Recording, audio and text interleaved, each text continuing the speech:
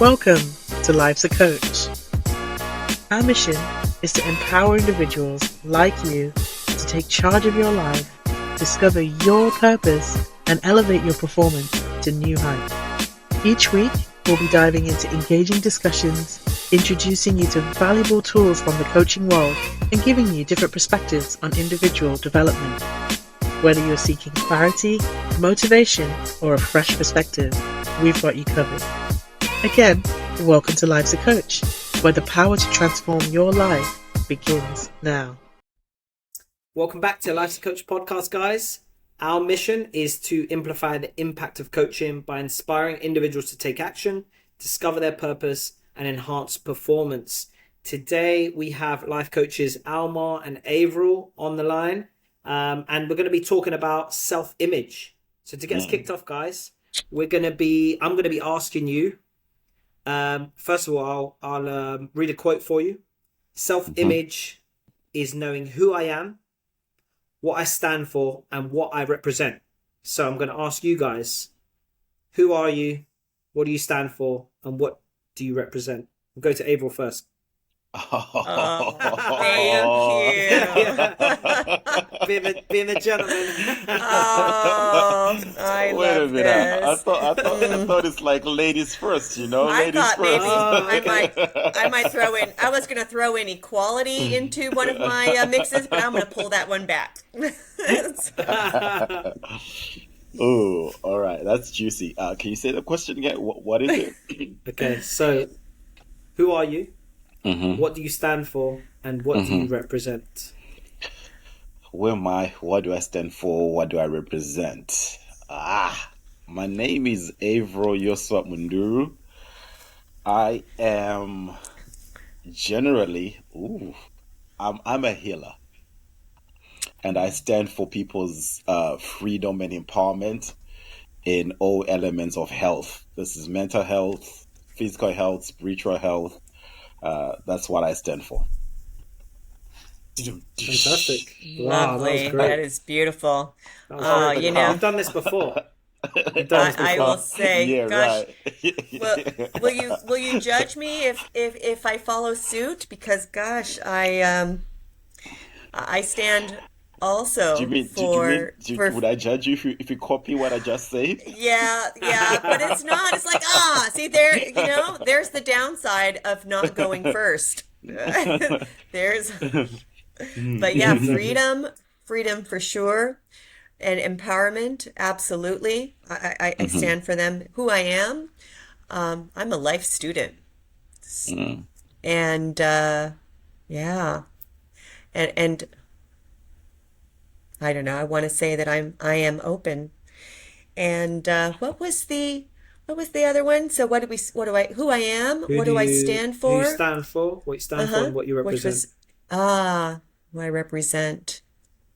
God, I represent the individual. Wow. Yeah, I think that's it. Based That's off just of off your the cuff. answers, I've kind of created mine as I'm taking notes. I would say I am a leader, I'm an educator, and I'm a student. As I learn from you guys every single day. And I think that's perhaps what maybe separates me from other people, is that I try to take learning from every situation and scenario. What I stand for, that's a tough one, right? Even when I was reading that, because it goes deeper, right? Very much into self-image, which we're going to be talking about today. So what I stand for is, I would say that I stand for acceptance, awareness, and actualization. I would say that those three kind of really resonate with me. And I think I represent like all development. I'm like, just when I think of anything, to do with my own self-image and what I want to transmit is, development, just the act of, improving and developing as a person. And that has changed a lot from previously. I used to think it was more of a mental and physical improvement and development, but I've learned to understand that it's a bit deeper than that. That's But as you can tell beautiful. from our answers, right? I think, as you can tell from our answers, there's a lot of nuance to it, right? How difficult was it, and what did you have to do to come up with the answer to that question for yourself? Yeah. First of all, I just have to say that both you, Eric, and Avril's answers were just beautiful. And I dare guess that on any other day, each of you could swap each other's answers. And isn't that interesting about self-image, huh? It's just we're constantly evolving. Like right now, I am not the same person I was 30 seconds ago. Mm-hmm. And I may just have been influenced by the two of you, and now perhaps what I stand for or what I believe might be enhanced or changed somehow. I don't know. And we're all chameleons in some way. Of course, our foundation, our values, I think, is something that underpins maybe all of what we stand for and identify with. I don't know. Anyhow, Averill, what do you think? I took over. Sorry. Not at all. Not at all. Not at all. Um, I, I don't know. I think my mindset is going on a little bit of a tangent or a rabbit hole when you spoke about um, that we're evolving, like who you were 10, 30 seconds ago. You're not that. I was like, okay. Um, Oh, yeah. oh, great. Do it. Um, but funny enough as well, when you first started talking, my mind also was going in the direction of trying to connect the two between self-image and you just mentioned something along the lines of being influenced by what Eric and I had shared. All right. And I was like, it's interesting. I don't know how my mind was trying to tie that into coaching. Like, wow, what influences that from the outside can affect our self-image and how the role of how sometimes coaching comes into that. Maybe I was just trying to tie it too soon, but my mind went there May before we even I? go deep into self-image as a topic. Well, may I just, you mentioned coaching, and Mm, I think one of the greatest gifts or one of the tools that, well, coaching is a tool, but mm, something that we as coaches offer is to help you explore a little deeper into who you are. Because, Eric mm, said he's a leader, and I mm, thought, well, yeah, I'm a leader too.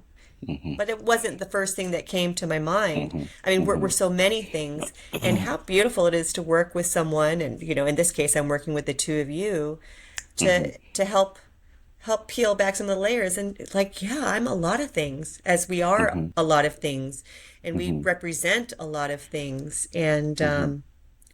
so Eric, good question, but boy, it's a tough one. Yeah, It's a tough one and that I love the fact that when I'm also said like the answer I gave, the answer Eric gave could easily be vice versa. Like Eric in a different day, Eric could give that, I could give what his answer said as well.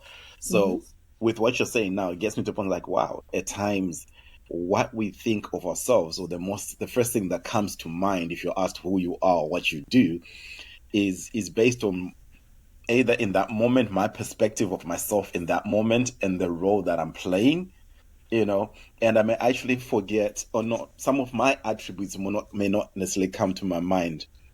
Other things of who I am and what I do may not necessarily come to mind at that moment. So that's how I was thinking. Like, wait, this is kind of reminds me of sometimes when you're in a coaching session where you come in with a problem on an issue, and because you are not necessarily being victim mode, I'll just use that as an example, but you're going through something, right? And you're only focused on that thing. And as you talking at times, the coach then gets to reflect to you other attributes of who you are, not just right now I'm identifying myself with this situation. So even the way that I've been carrying myself in the past week, my self image is being affected by this situation that I'm going through, right? Mhm. But Mhm. then through coaching as well, you get to see, yes, that situation is what I'm going through, but it's not who I am as well. And I've also got these other attributes of who I am that can show up to even alleviate the situation. Sorry, I'm going deep. I think you both can. I'm going deep. It Let's is. go. No, it's great. Deep And dive. I'm gonna ask both of you because Eric, your question could also be broken down in two ways. One is self-image, my personal self-image, or I'm going back to what we're all familiar hearing, is that I am who you think. What is it? Help me out, guys. I'm not what you think I am. I'm not what you think I am. No. I'm I gonna am pull it who up. I am who you think I am. That's who I am. Charles Cooley quote. I'm not what I think I am. I'm not what you think I am. I am what I think you think I am. Bravo. Exactly. There it is. Yeah. Thanks, I know Mr. Cooley. Yeah, absolutely. That's a great quote for this this topic for sure. Break that down for us though. Yeah, Okay, let's can you break repeat that again? down. Can you repeat it again? The quote. So I'm not what I think I am. I'm not what you think I am. I am what I think you think I am. Juicy. Wow. Juicy. Yep. For me, that comes really back to today's society where we are so worried about the perception of ourselves that we're losing sight of who we are at our cores. So as you spoke about, Averill, the context specific nature of self-image, as you said, if you're here at a podcast with us versus if you're out with family versus if you're with a group of friends, you might show a different Averill because of the perception of others and how they perceive you. You know, you want to fit that mold that they've kind of what they see you as, if that makes sense, right? I feel depending on how comfortable we are in that situation and how comfortable we are with with who we are as well. I think that we can show different sides of ourselves, but I definitely feel that it's a tricky one. But yeah, I'm Does that mean it's not authentic, our authentic selves? Is that what is it? I think there is an authentic self. Go on. Yeah, but with what you're saying, Eric, I feel like okay, so the question's about self-image, right? Right? Yep. But with what you're saying, I feel like you're touching the aspect or the element of the different matrons or different hats we wear, right? So in one moment I may be in daddy role and I got my daddy hat on, right? And in 1 minute I'm in business mode, I got my business hat on, right? But the essence of who I am at least should shine through. And if it shines through, then I'm still being authentic to myself in those different roles that I'm playing. However, coming back to our topic, at least the way I see it is like, wait, but if the question's about self-image and like how I perceive myself, like who I am, isn't that mainly talking to the core of who I am than the roles that I am? Because I can definitely see myself differently. Ooh. You just looked. Averill just looked down a rabbit hole. Did. Are you going to dive? Down a rabbit hole. Go on. Put it out there. All right. Because I was just thinking, talk about self-image. I mean, one thing crossed my mind, it's like, okay, there are certain places that I feel confident who I am, right?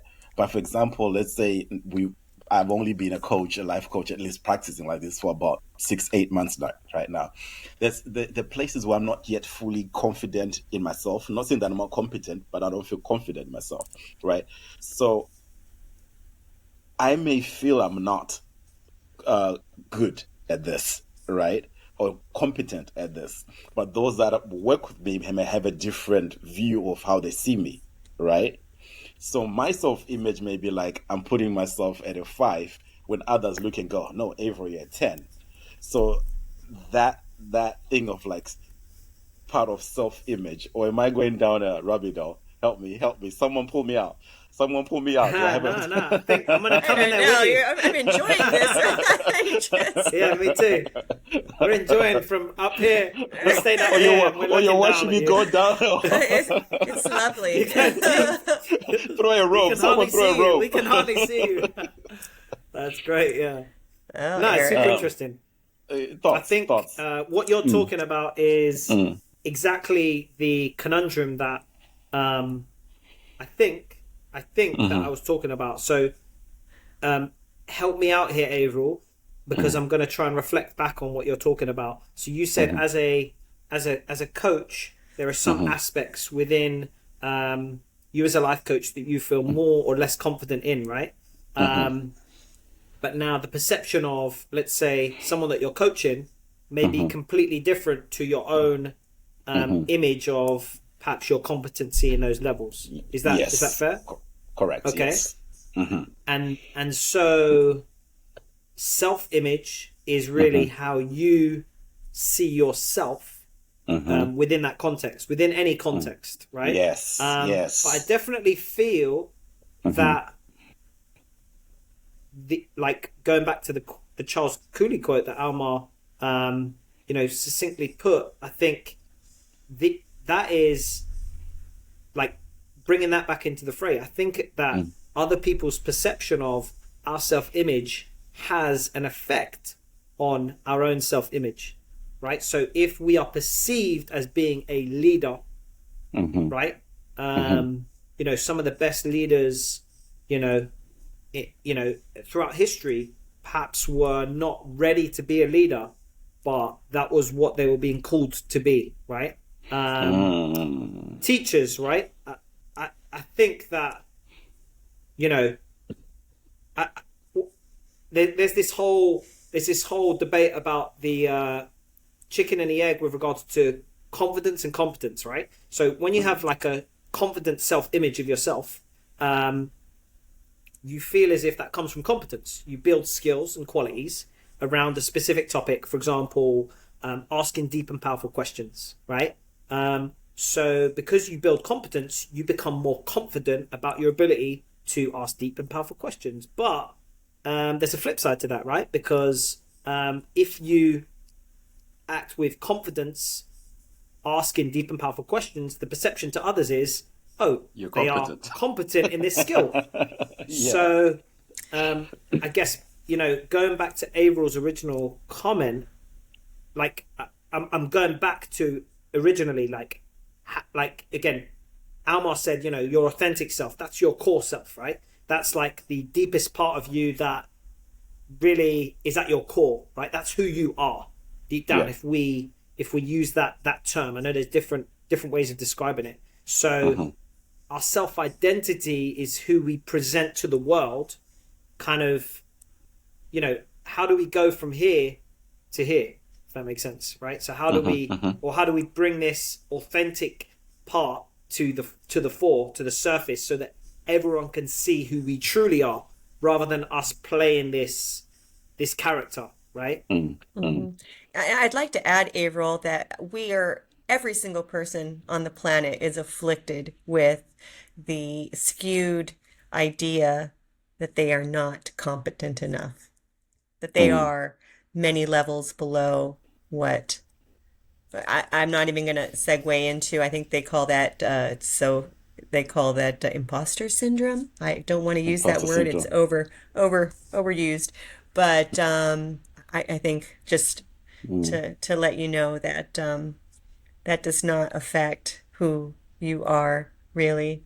That's just an illusion that we all carry around with us. And with that, and with everybody listening to the question of our authentic self, and how do we come from that place more than from our perceived public self. And I say one little step at a time, but it does take practice, for sure. And and I would like to dispel this myth that there is a hierarchy in the world, that the person next to you or across the street is better or knows more or is more competent than you. I think that is a crutch that keeps people from truly embracing their authentic selves or even investigating who their authentic selves is. I'd like to basically say that there are no lines in the world. They're all invisible. There is nothing dividing you and me at all. And I think once we really start to taste that, we can settle in and relax a little bit and celebrate our quirks, because we're all such beautiful, unique beings, all here for a purpose. There's, it's a harmony of life. Like it is a sheet of music, and we need every single note on it to create this magnificent sonnet. And what if we were reminded of that every day, that we are magnificent, and that flaws, perceived flaws, because I don't believe really that there are just like magic. They're your special magic, your special sauce, I guess you can say. And I don't mean to come off all flowery and idealistic, but I just want to throw it back to you guys. How would you paint the first step into really getting to know your authentic self and not being afraid to let it show in any circumstance? And I'm not saying, wearing a leadership hat today and tomorrow wearing a healer's hat, because we are everything. We are the universe all into one. But what is our unique sound? I think that's what the question is, right? What is your unique sound, and how can you sing it out loud? Am I being too sing-songy? Sorry, but No. yeah. I think it's great. I know Averill definitely has some points on this, because I feel as if Averill is further along the journey. But I'm going to share my part of the journey for sure. I will. I wasn't you ushering you in, because I definitely feel. You know what? The last time he was like, Averill, you go first. Eric, you go first. Yeah, I won't do that again. I've learned. Hey, I pulled you out of that rabbit hole, so I'll jump into this one for sure. So who is my authentic self? I guess you were asking, right? And how do you bring that to the fore? I think I've been on somewhat of a journey, and I've said this before, I'm towards the beginning part of that journey, but I've gained momentum, right? I've gained momentum along the way. For many years, I was molded by other people's perceptions of me about who I truly was, what my identity was, and basically I think your self-image goes into everything about you, right? Like the authentic self. It goes into, your likes, your dislikes, and I feel at the core of the authentic self, and almost, I like to say, almost holding, if you see them as like people, if that makes sense, right? I always close my eyes and see my authentic self as my older self, my supreme self, like the old man me. Do you know what I mean? Who knows all the wisdom, kind of has learned everything, and he's holding. Goosebumps. That's beautiful. He's holding my hand. No, cool. He's holding my hand, like myself right now, and then I'm holding my inner child hand. So the child me. That's beautiful. And deep down, yeah, no, thank you, I appreciate that. And it's I'm still along this journey, so I haven't quite caught everything up. But with this inner child, I think the connection between all three needs to, like, that's what's been like kind of like coming through, if that makes sense, right? So if I am able to connect, like, there's times where I'm very petulant and I reactive, right? And like I always just used to think that's just me. Do you know what I mean? Like, or I'm annoyed and things like that. But understanding that that's my inner child, that's someone deep inside of me, like telling me or warning me, okay, this isn't safe. Do you know what I mean? Like from a kid's point of view. Sorry if I'm going down this weird rabbit hole, but No, it's I'm beautiful. also, it's helping me as well to kind of to verbalize and understand. So like tapping into that part of me has allowed me to realize that that's a part of me that I need to accept, and that, you know, that's part of my authentic self, versus, you know, this kind of feeling that I need to hide that from people, if that makes sense, right? Like I used to think that I used to kind of almost, I used to like reject this side of me of, you know, and almost have this reflective feeling of, oh, why am I acting this way? You know, almost this feeling of shame of, you know, I shouldn't, I shouldn't act this way. I shouldn't feel jealous or upset or reactive, because I'm supposed to be this way. And this is where I think the world's portrayal of how we should think or feel is dangerous, right? Because I think when we see this picture, like we feel shameful if we're not this perfect version of ourselves. Do you know what I mean? So I guess to get to the point, I've tried to tap into one, my inner child, but also my body, right? My body, because I was in my head way too much, and I always used to like kind of just, I was not in the moment. I was like not in the moment at all. So I think mindfulness, I started yoga like 2 days ago. Being in your body, that's the hardest thing I've ever done in my life from a physical standpoint. So yeah, that synchronicity between mind, body, and soul is what I think is part of the way you can tap into your authentic self. But definitely interested in your thoughts. Wow. Okay. Is this where we going? Yeah. I Is this put where we that down. going? This is like a therapy session for me, because I haven't quite gone there yet. It's in my mind. You can tell that it's like there, it resonates, but it's not fully clear for me. But I'd love to hear your thoughts to gain more resonance. Sure. Actually, I feel like Both of you. I got a little. So, Alma, what was your question again, or where were you taking us? I wanted just to take the two of you and our audience. It's like, yeah, sure, we know what our identity that we show to the world is, and okay, we're talking a little bit about that it changes. It's based on many different factors, but I think we're all secretly Still there, longing Abel? to live from our I'm here. authentic self. Alma, you still there? Ah, I'm still here. Yeah? Did you lose me? sorry, I I, lost you I there for a second. did you We lose lost you me? for a sec. Yeah, for a sec, Oh. yeah. Oh, okay. Well, basically, I'm just thinking that I think everyone secretly longs to live from their authentic self, authentically, to live an authentic life. And a lot of people don't even realize that they are not. And so my question to the both of you and to our audience was, what is the first step in exploring not just our authentic self, but living from it? And Eric's answer,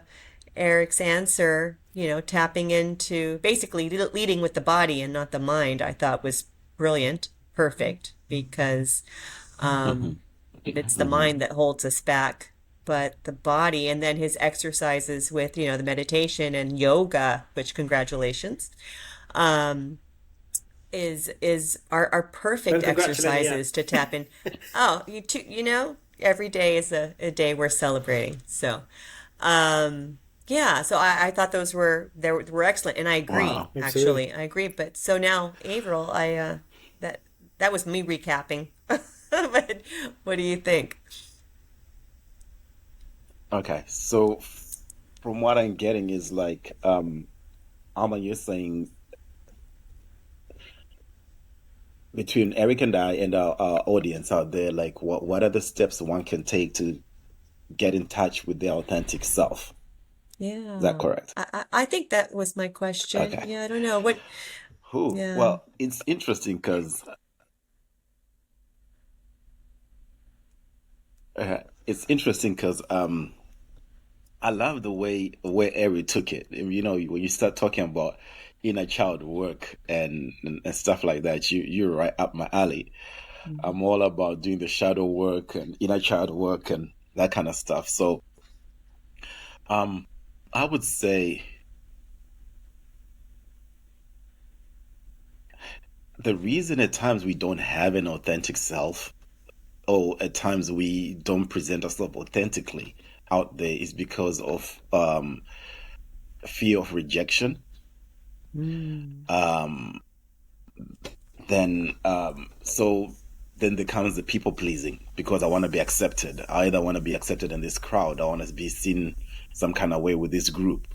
Whether it's the in-laws or whether it's the new group of people I've worked with, the new workmates and stuff like that. So I think ultimately what I see is the fear of being rejected or being outcast, right? It then makes us trying to be something that we are not to be accepted. That's kind of the way I see it and how I started my journey. I used to be a huge people pleaser. And when I started doing my journey, I realized like, oh, I'm not showing up authentically in certain places. I'm like, oh, I like this. Why? Because the group likes this. Oh, we're about to go for dinner. Where are we going? Oh, I don't like that restaurant, but I'm just gonna go with it, even if I don't like it, because I want to be, but my voice matters. And the thing is that even in that crowd setting where I don't speak my voice, it's just a reflection of me not speaking for myself in other areas for me, kind of thing. Wow. So where do we start? What's the first step of living an authentic life? I think it kind of embodies some of the stuff that Eric spoke about, like just first being authentic to yourself, right? Being present here, present with me, and being aware of my thoughts, being aware of the reasons that I'm doing what I'm doing, right? And it involves, like you say, being present to your body, being present to your thoughts, mindfulness, all that kind of stuff. Because let's say, for example, you're practicing mindfulness, you're just sitting, meditating, whatever you're literally watching your thoughts go by. And in those thoughts is the persona or the identity of the ego, or the person that has been conditioned by the way we've been living life, right? So that part of Avro that has been comes out of all these conditions is the part that is people pleasing and all this kind of stuff. So I get to observe him first, right? And then kind of accept him because he's only just trying to be accepted, right? I get to accept him, right? This is where like you're saying, Eric, the inner child work comes in of not being ashamed anymore because he's conditioned to be ashamed in some of this situation. But like, no, I accept you where you are, I accept you how you are. Let's work with that. So it's more about working with oneself first before you even go externally. Then out of that, at least for me, that's how my journey started. I don't want to go into a 100%. rabbit hole. Like I said, I can talk No, about this stuff a lot. I love this kind of I love that. talk. Yeah. I don't know about you, Amar, but that resonates deeply with me because, as I said before, I was a person who, you know, one question that I asked my clients that I wish I was asked, which would have like helped me smell what was happening or helped me like kind of, wake up and taste the coffee almost, that something was wrong because I lived like this for so long and I was conditioned in this way, was what do you want from your life? And I think if you think about that, that's such a difficult and loaded question because originally, again, we've been preconditioned to think certain things, right? So we can lose sight of what we really want and what we really like.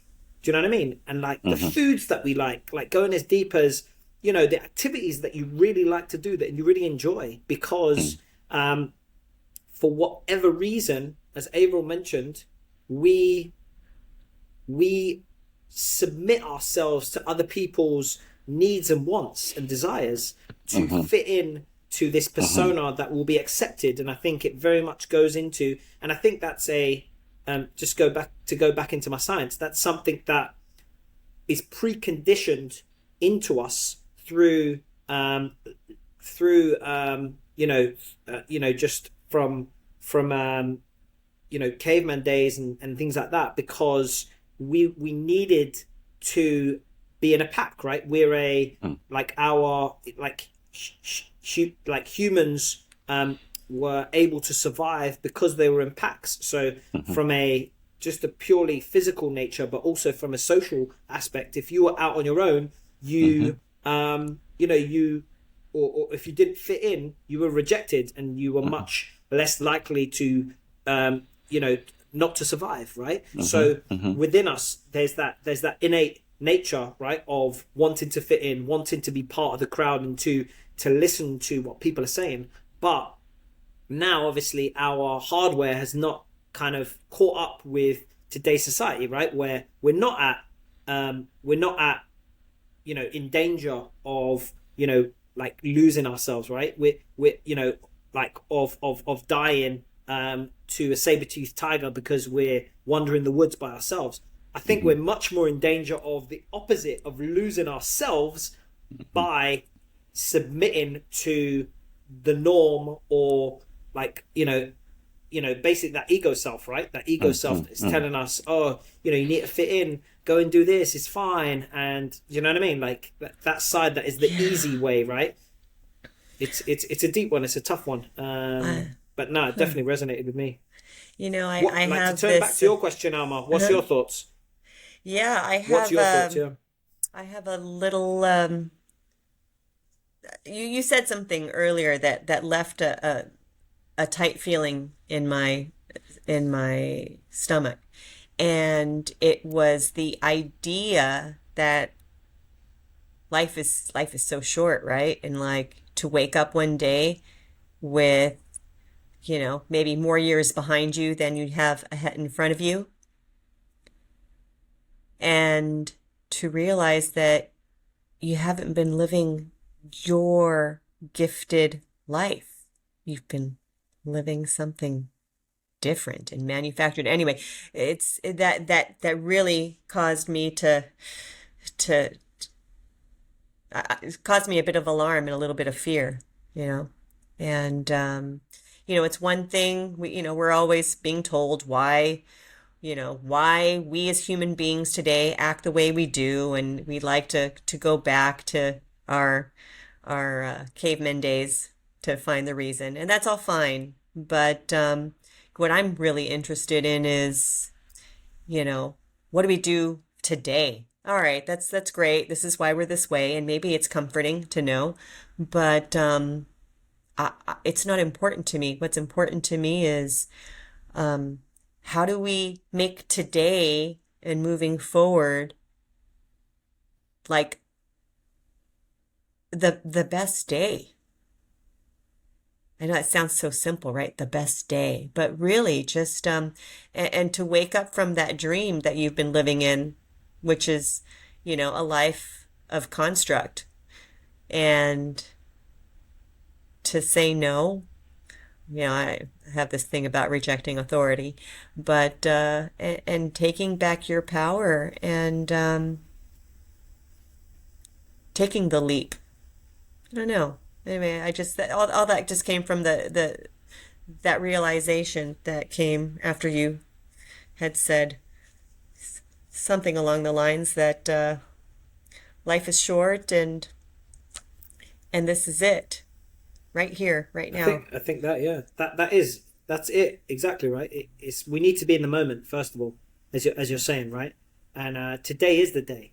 Today is the day, because that is all we have, right. That is all we have. That is all that exists, really, right. There is no future, right. The past is gone. There's no control within that, right. So that's what I said: being in the body and being in the moment, being grounded. And taking control, as you say, right? I think, as I said, we're so reactive based on kind of, just the general flow of things, and we're not really paying attention, right? Paying attention to what's inside and what we really want. As you said, Elmar, that we lose sight of the fact that we can choose, right? We can choose the direction that we're going in. Um, and believe me, listeners, if you're willing to take that leap and have that courage, what's on the other side, and I'm not talking about some beautiful outcome and with roses at the end of the finish line, but the way you live your life, it's that journey will be so much more fulfilling if you're living every single day with purpose and living your life, right?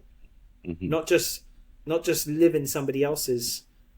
So 100%. Last thoughts, Avril, Almar, to leave with our listeners as a question to you both. What one thing, I know we've spoken about multiple things, but what one thing can our listeners do to tap into that self-image and their authentic self? One thing that they can start today. I had a thought. Oh, do you want to go? No, please. No, no. I'm... Have you guys ever heard of mirror work? Oh. Like, you stand in front of the mirror and you look at yourself and you do mirror work. So, like, for example, and then there are different variables of that. There are different versions of that, where, like, for example, if I dislike the way I look or something like that, it's something that it's sort of like doing positive affirmations about something on a change in my life, but I'm looking at myself in the mirror, if that makes sense. I mean, that makes sense. Okay. Yes. All right. Yeah.